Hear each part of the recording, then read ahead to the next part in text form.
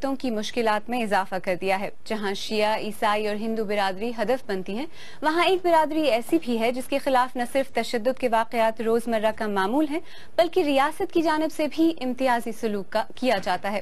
تفصیلات کے ساتھ عنبر شمسی۔ اس لیپ ٹاپ کے ذریعے جنید کی جان بچ گئی۔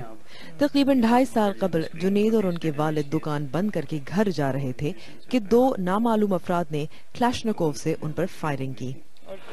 یہ وہ بیگ ہے جی۔ جنید کے والد کو 37 گولیاں لگیں اور وہ موقع پر ہلاک ہو گئے۔ مجھے جو ہے نا تو بڑی سیویئر قسم کی انجریز آئی تھی، جس میں کہ میرے جو انٹسٹائنل ٹریک ہے وہ بھی ڈیمیج ہوا اور میرا جو بلیڈر ہے وہ بھی ڈیمیج ہوا تھا اور میری نروز انجری بھی ہیں۔ اس کی وجہ سے ابھی بھی میں جو ہے تو یہ بریسز پہنے ہوئے ہوتا ہوں۔ یہ سانحہ ان واقعات میں سے ایک ہے جن میں اس خاندان کو بار بار نشانہ بنایا گیا۔ ان کا تعلق احمدی برادری سے ہے۔ لاکھوں کا کاروبار اور اپنا گھر کھو دینے کے بعد ان کے لیے پاکستان میں کچھ نہیں بچا۔ احمدی برادری کا کہنا ہے کہ انہیں کئی دہائیوں سے امتیازی قوانین، مسجدوں میں خطبات اور تقاریر کے ذریعے ہراساں کیا جاتا رہا ہے۔ جماعت احمدیہ کے مرکز ربوہ میں بھی کچھ ایسے واقعات پیش آئے۔ ربوہ کی تقریباً 60,000 آبادی میں سے 95% کا تعلق احمدی برادری سے ہے۔ ان میں سے بعض ایسے ہیں جو پاکستان بھر سے پناہ اور تحفظ کے لیے یہاں آتے ہیں، لیکن تحفظ ملنے کے باوجود وہ صحیح معنوں میں پھر بھی اپنے آپ کو محفوظ تصور نہیں کرتے۔ جماعت احمدیہ کہتی ہے کہ حالات اس نہج پر آ پہنچے ہیں کہ ربوہ سمیت پاکستان بھر میں موجود 10 لاکھ کے قریب احمدی برادری کا ہر فرد خطرے میں ہے۔ جب آپ ایک لسٹ بنائیں گے اور اس میں دیں گے کہ یہ نام ہیں، یہ ان کی کاروباری پلیسز ہیں، پوری لسٹ دی جائے اور یہ ان کے ایڈریسز ہیں اور ساتھ لکھا جائے کہ یہ واجب القتل ہیں اور اس کو پھر مشتہر کیا جائے، اس کو پھر پھیلایا جائے، تو ایک اشتعال پیدا ہوتا ہے۔ متحدہ تحریک ختم نبوت کے ایک رکن کا کہنا ہے کہ احمدی برادری کے خلاف ہونے والے واقعات کو روکنا اتنا آسان نہیں۔ وہ مسلمانوں کو مسلسل چیلنج کر رہے ہیں، لندن میں بھی، کینیڈا میں بھی۔ جب آپ ایک اکثریت کے موقف کو مسترد کریں گے اور باقاعدہ چیلنج کرتے چلے جائیں گے تو پھر پبلک کے جذبات کو تو مشکل ہو جائے گا کنٹرول کرنا۔ احمدی برادری کا کہنا ہے کہ 28 مئی 2010 میں لاہور کی عبادت گاہ پر خودکش حملے کے بعد سے ان کے خلاف استحصال کے واقعات میں اضافہ ہوا ہے۔ حملے میں 90 کے قریب افراد مارے گئے تھے۔ لاہور کے اس واقعے کے بعد خوف کے قدموں کی چاپ ہر پاکستانی احمدی کو اب بھی سنائی دیتی ہے۔ عنبر شمسی، BBC ربوہ۔ اس مسئلے پر بات کرنے کے لیے اس وقت میرے ساتھ اسٹوڈیو میں موجود ہیں برطانوی ہاؤس آف لارڈز کے رکن لارڈ طارق احمد۔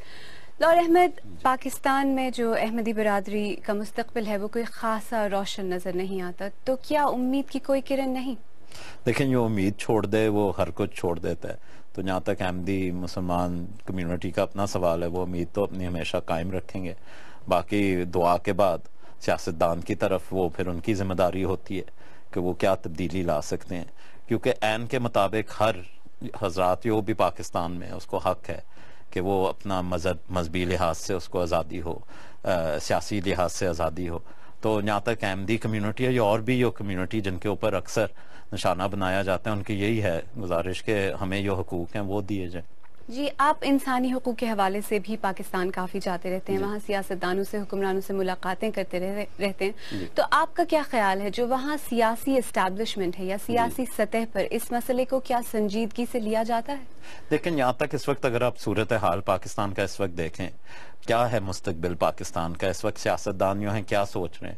ٹھیک ہے، ایک برطانوی حکومت کے ایک انسانی نقطے سے ہم ہمدردی کے حیثیت سے پاکستان کی مدد کرتے ہیں اور کرتے جائیں گے، بہت ضروری ہے، مگر یہ پاکستانی سیاستدانوں کی ذمہ داری ہے کہ وہ دیکھیں کہ عوام پاکستان کی وہ صحیح معنوں میں نمائندگی کر رہے ہیں۔ اگر آپ دیکھیں احمدی کمیونٹی کے ساتھ ہوا ہے، عیسائی کمیونٹی کے ساتھ ہوا ہے، ہزارہ کمیونٹی کے، یہ کس حد تک کہاں ختم ہوگی یہ بات؟ تو کیا پاکستانی پولیٹیکل اسٹیبلشمنٹ میں ایک سیریسنس ہے اس معاملے کو لے کے؟ کیا وہ سنجیدہ ہیں اس مسئلے کو حل کرنے کے لیے؟ جہاں تک احمدی ایشو ہے، میں نہیں سمجھتا کہ وہ اس رنگ میں یہ بلاسفمی لاز کا جہاں تک ہے کہ اس میں تبدیلی آئے.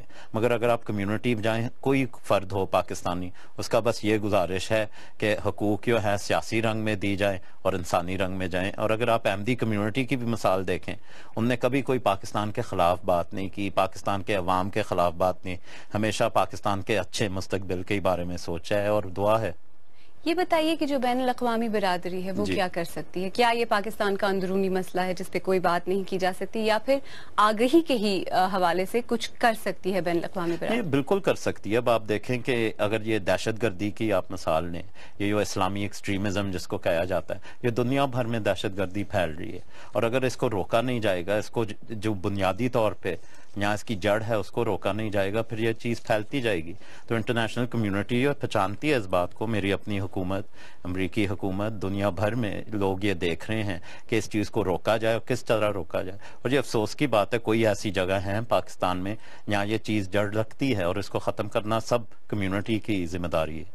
تو برطانوی حکومت کیا کچھ کر سکتی ہے ایڈ کے حوالے سے، یا پابندیاں لگانے کے حوالے سے پاکستانی حکومت کو کچھ کرنے پر مجبور کرے؟ کیا ایسا کچھ؟ صرف حکومتی مجبوری نہیں، جہاں تک ایڈ کا وہ ایک بالکل الگ ہے. میں سمجھتا ہوں بالکل مناسب چیز ہے. انسانی ایڈ کے لیے کوئی کنڈیشنز نہیں ہونی چاہیے.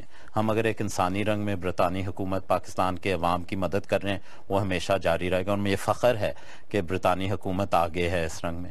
جہاں تک باقی چیزیں ہیں، جہاں تک یہ دہشت گرد ہیں، یہ جو امپورٹڈ ایکسٹریمزم ہے، اس کے لیے یہاں رولز اور ریگولیشنز امیگریشن میں ایسے ہیں جو مسائل، اور ان کو ہم مسائل کو انشاءاللہ امید ہم رکھتے ہیں کہ حل کر سکیں گے. لارڈ طارق احمد، ہم سے بات کرنے کا بہت شکریہ. شکریہ. اس موضوع پر ہمارے ناظرین کیا کہتے ہیں؟ نوشین؟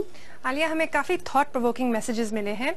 سید محمود حسین گردیزی کہتے ہیں ملتان سے کہ پاکستان میں ایک خاص مکتب فکر کے لوگوں نے احمدی برادری کے لوگوں کے خلاف اتنا مواد شائع کیا ہے کہ نہ ختم ہونے والی نفرت کا ایک طوفان کھڑا ہو گیا ہے. مذہبی انتہا پسندی ختم نہیں ہو سکتی. اور شاہ مراد گوادری کہتے ہیں جس ملک میں ان کی زندگیاں محفوظ نہیں تو ایک ہی راستہ بچتا ہے کہ وہ ملک چھوڑ کے چلے جائیں. جبکہ چراغ دین کہتے ہیں کہ جو ممالک ہندوؤں، عیسائیوں، یہودیوں کے ہیں، وہاں اگر مسلمانوں کو تکلیف ہے تو کیا وہ وہاں سے نکل جائیں. اور عمران خان کہتے ہیں اسلام کا مطلب تو امن ہے. حیرت ہے ان مسلمانوں پر جو قتل کی بات کرتے ہیں اور سمجھتے ہیں کہ اسلام کی خدمت کر رہے ہیں. آپ BBC